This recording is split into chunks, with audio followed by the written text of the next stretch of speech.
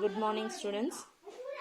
In previous class, we learned about the motion of connected borders, and that particular case, and the particular cases பார்க்கும்பொழுது அந்த டாபிக்ல நமக்கு வந்து that particular topicல we are having two kinds of cases. ஒன்று வந்து vertical motion, இன்னொன்று horizontal motion பார்த்தோம்.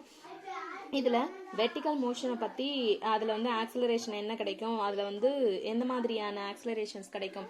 So ஏன்னா ஒன்று வந்து பிக்கர் மாஸாகவும் இன்னொன்று லைட்டர் மாஸாகவும் நம்ம எடுத்துக்கோம். அதாவது M2 வந்து லைட்டர் மாஸ், M1 வந்து பிக்கர் மாஸ் அப்படின்னு நம்ம எடுத்ததில்ல. ஸோ அப்போ ஆக்சிலரேஷன் டிஃப்ரெண்ட் டைரக்ஷனில் இருக்கும். அந்த ஆக்சிலரேஷன்ஸை வந்து அதனுடைய வெக்டார் ஃபார்ம்ல என்ன கிடைக்கும்னு சொல்லிட்டு பார்த்தோம். ஓகேங்களா, இப்போ வந்து நம்ம ஹரிசாண்டல் மோஷனை பத்தி பார்க்க போறோம். இந்த கேஸ்ல நம்ம பார்க்கும்பொழுது M2 is kept on a horizontal table and mass M1 is hanging through a small pulley. M1 is hanging through a small pulley as shown in a figure. ஓகேங்களா, assume that there is no friction on the surface. இது மேல எந்த ஒரு ஃப்ரிக்ஷனும் இல்ல அப்படின்ற மாதிரி நம்ம set பண்ணியிருக்கோம். ஓகே, அப்போ இங்க ஹெவியர் மாஸ் வந்து M1. அப்ப இது ஹெவியர் மாஸ் அப்படின்னும் பொழுது என்ன பண்ணும் அப்படின்னு சொன்னா, நம்ம ஹேங் பண்ணியிருக்கக்கூடிய மாஸ் M2-வை வந்து இது என்ன பண்ணும், லிஃப்ட், அதாவது கீழே வந்துட்டு டென்ஷன் கொடுத்து கீழே இழுக்க ஆரம்பிக்கும். ஸோ M2 வந்து என்ன ஆக ஆரம்பிக்கும்னா ஜஸ்ட் மூவ் பண்ண ஆரம்பிக்கும். ஓகேங்களா, ஸோ இதை வச்சு நம்ம வந்து இதில் என்ன கைண்ட்ஸ் ஆஃப் ஃபோர்ஸஸ் இருக்கு, மாசஸ், அதாவது மாஸ் M1 மேலே என்ன கைண்ட் ஆஃப் ஃபோர்ஸஸ் ஆக்ட் ஆகும், மாஸ் M2 மேலே என்ன கைண்ட்ஸ் ஆஃப் ஃபோர்ஸஸ் வந்து ஆக்ட் ஆகும் அப்படிங்கிறத நம்ம பார்க்க போகிறோம். ஓகேங்களா, so as both the blocks are connected to the unstretchable strings, unstretchable string. ஓகேங்களா, ஸோ ரெண்டுமே நம்ம unstretchable string வச்சு நம்ம கனெக்ட் பண்ணியிருக்கோம். if M1 moves with an acceleration A downward, ஓகேங்களா, if M1 moves with an acceleration A downwardல போகும், then M2 also moves with the same acceleration A horizontally. ஓகேங்களா, ஹரிசாண்டலாக அது மூவ் ஆகும். இப்போ இதில் நான் முன்னாடி சொல்லும் போதே ஸோ M1ன்ற மாஸ் கொடுத்து பார்த்தோம் அப்படின்னு சொன்னால் இது ஹெவியஸ்ட் மாஸ். ஓகேங்களா, இந்த ஹெவியஸ்ட் மாஸ் வந்து என்ன ஆகும் அப்படின்னு சொன்னால் ஆக்சலரேஷன் வந்து ஏங்கிற ஆக்சலரேஷனோட இது டவுன்வேர்டில் மூவ் ஆகும். இப்போது இது M2வும் M1ம் நம்ம கனெக்ட் பண்ணியிருக்கிறதுனால M1 வந்து டவுன்வேர்ட் டைரக்ஷனில் மூவ் ஆச்சு அப்படின்னு சொல்லும் பொழுது M2வும் என்ன ஆகும் அப்படின்னு சொன்னால் சேம் டைரக்ஷன்லேயே மூவ் ஆகும், ஆனால் ஹரிசாண்டலாக மூவ் ஆகிட்டு இருக்கும். ஓகேங்களா, சேம் ஆக்சலரேஷனில் மூவ் ஆகும் இன் horizontal direction. okay, horizontal. okay, இப்போ force acting on mass M2 or M2 மேல என்ன மாதிரியான forces act ஆகும், mass M2 வந்து horizontal மூவ் ஆயிட்டு இருக்கு. ஓகேங்களா, ஸோ அது மட்டும் இல்லாம இங்க ஒரு டென்ஷன் ஃபோர்ஸ் இருந்துட்டு இருக்கும். அது இல்லாம திரும்ப டவுன்வர்ட் டைரக்ஷன்ல கிராவிடேஷனல் ஃபோர்ஸ் அண்ட் அப்வர்ட் டைரக்ஷன்ல நார்மல் ஃபோர்ஸ், இது மூணுமே மாஸ் M2 மேல ஆக்ட் ஆயிட்டு இருக்கும். So the force acting on mass M1 மேல என்னென்ன force act ஆயிட்டு இருக்கும். okay, so the downward gravitational force M1G and then tension force acting upwards. இது ரெண்டு forces, ரெண்டு masses மேல 5 kinds of forces act ஆயிட்டு இருக்கும். இதுல M1 மேல ரெண்டு forceம் M2 மேல 3 forceம் இருக்கும். இப்போ நம்ம என்ன செய்ய போறோம் அப்படின்னா applying Newton's second law for M1. applying Newton's second law for M1 மேலே நியூட்டன்ஸ் உடைய செகண்ட் லாவை நம்ம அப்ளை பண்ண போகிறோம். அப்ளை பண்ணும்போது என்ன கிடைக்கும் அப்படின்னு பார்த்தீங்கன்னா இது XY ஆக்சிஸ் எடுத்துக்கும்.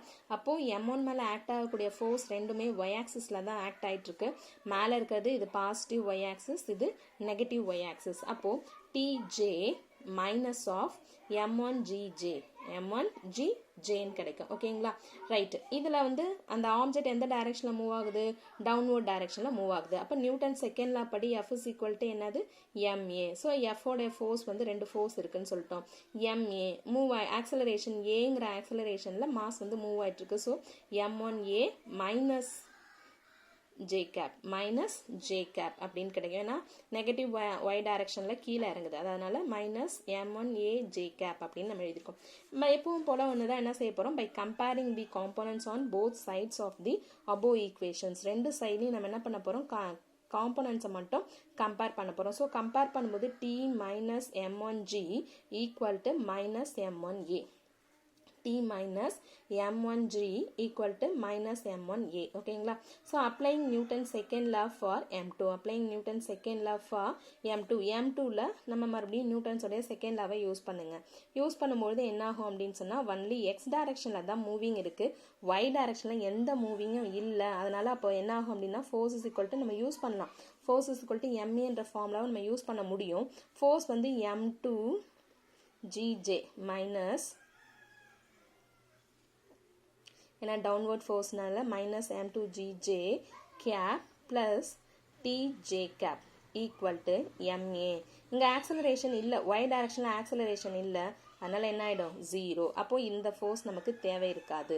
அப்போ எது தேவை, எக்ஸ் ஆக்சிஸில் இருக்கிறத மட்டும் நம்ம எடுத்துப்போம். ஸோ எக்ஸ் ஆக்சிஸில் டென்ஷன் ஃபோர்ஸ் ti, அதே டைரக்ஷனில் மூவிங்கும் இருக்கிறதுனால m2a cap, m2a I cap, T I caps equal to M2A I cap. ஓகேங்களா? So again comparing the components அப்படின்போது T is equal to M2A கிடைக்கும். T is equal to M2A. Okay. There is no acceleration along Y direction for M2. So அப்போ என்ன ஆகும், இப்போ நம்ம முன்னாடி இங்கே போட்டு காமிச்சோம் இல்லையா, அதுதான்.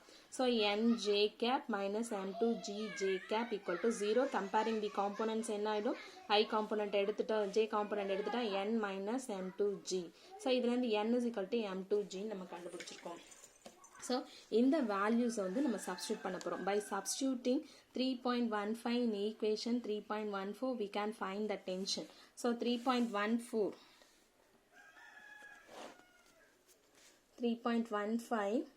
in equation 3.14. So T ஓட value T is equal to M2A கிடைச்சிருக்கு இல்லையா. ஸோ இதை கொண்டு வந்து இங்கே சப்ஸ்டியூட் பண்ண போகிறோம். இதில் 3.14ல் ஓகேங்களா. 14ல் சப்ஸ்டியூட் பண்ணும்போது என்ன ஆகும் அப்படின்னா, இந்த இடத்துல M2Aன்னு சப்ஸ்டியூட் பண்ணுவோம். அப்போ M2A minus M1G is equal to minus of M1Aன்னு கிடைக்கும். M2A minus M1G equal to minus M1Aன்னு கிடைக்கும். ஓகேங்களா. ஸோ இந்த மைனஸ் M1Aவை இந்த சைடு கொண்டு போனோம்னா M2A மைனஸ் வந்து இந்த சைடு போது plus M1A equal to M1G. இதில் இருந்துட்டு காமனாக இருக்கிறது A வெளியில் எடுத்துருங்க. M1 divided by M1 plus M2 into G. ஓகேங்களா. ஏவை காமனாக வெளியில் எடுத்துட்டோம் அப்படின்னு சொன்னால் M1 divided by M1 plus M2 into G. Okay. So அப்போ tension in the string can be obtain by substituting the equation 3.17 in 3.15. Okay. So இந்த equation ஏயோட வேல்யூவை கொண்டு போயிட்டு இந்த ஈக்குவேஷனில் நம்ம சப்ஸ்டியூட் பண்ணோம்னா டென்ஷன் நமக்கு கிடைச்சிரும். ஸோ அதாவது T is equal to M1 M2 divided by M1 plus M2 into G. T is equal to M1 M2 divided by M1 plus M2 into G. Comparing motion in both cases, it is clear that the tension in the string for horizontal motion is half of the tension for vertical motion for same set of masses and strings. ரெண்டு comparing in both cases, அதாவது இந்த cases T is equal to vertical motion. vertical motionல நம்ம பார்த்த tension வந்து என்ன கிடைச்சிருக்குன்னா T is equal to 2 times of M1 M2. tension T is equal to 2 times of M1 M2 divided by M1 plus M2 into G.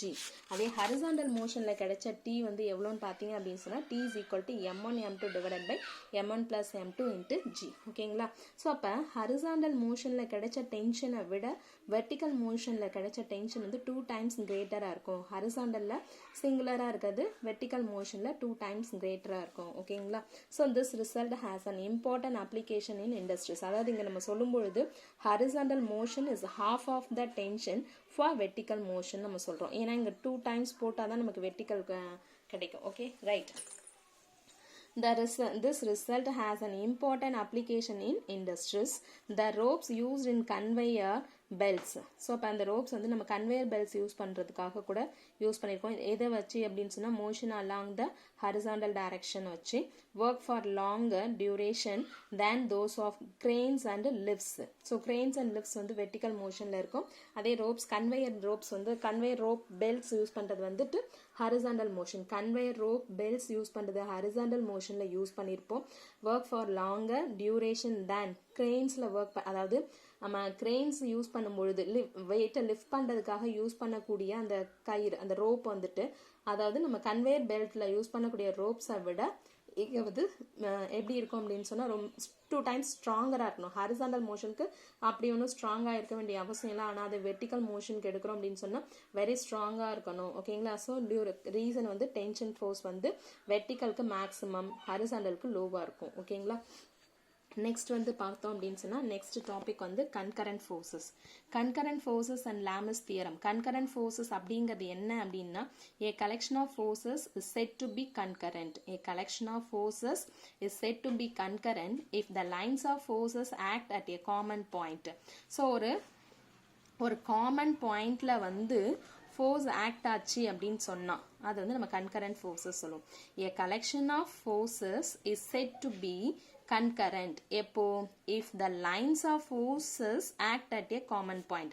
different forces இருக்கு F1 F2 அப்படிங்கிற different forces இருக்கு இல்லையா, அந்த different forces வந்து act ஆகுது. ஆனால் act ஆகக்கூடிய அந்த பாயிண்ட் வந்து எங்க இருக்கு அப்படின்னு சொன்னா ஒரு காமன் பாயிண்ட்ல வந்து ஆக்ட் ஆகுது அப்படின்னு சொன்னா அதை நம்ம கன்கரண்ட் ஃபோர்ஸஸ் அப்படின்னு நம்ம சொல்லுவோம். Concurrent forces need not be in the same plane, ஒரே பிளேன்ல இருக்கணும்ன்ற அவசியம் இல்லை. if there are in the same plane they are concurrent as well as coplanar forces. ஓகேங்களா?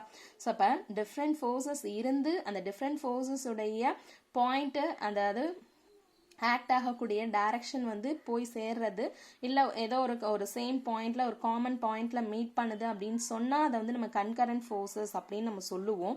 அப்போ நம்ம ஆக்ட் ஆகக்கூடிய அந்த டிஃப்ரெண்ட் ஃபோர்ஸஸ் வந்து சேம் பிளேனாக இருக்கணுன்ற அவசியம் இல்லை. அந்த டிஃப்ரெண்ட் ஃபோர்ஸஸ் வந்து சேம் பிளேனாக இருக்கணுன்ற அவசியம் இல்லை.